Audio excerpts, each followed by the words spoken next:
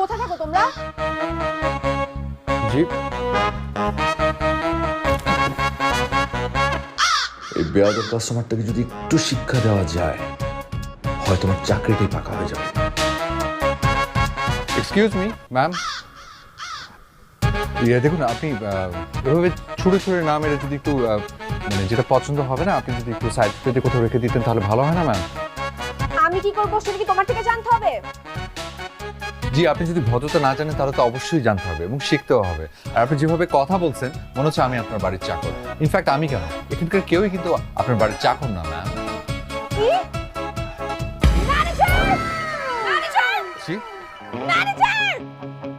Manager! Ma'am, who is this stupid? Any problem ma'am? অবশ্যই problem sir. ওনাকে জিজ্ঞেস করছেন প্রবলেম, ওর প্রবলেম তো উনি নিজে ক্রিয়েট করছেন। কাপড় চোপড় এদিক ওদিক ফেলছেন, এমন ভাবে কথা বলছেন যেন আমরা চাকর বাকর। আমি তো আপনাদের হয়ে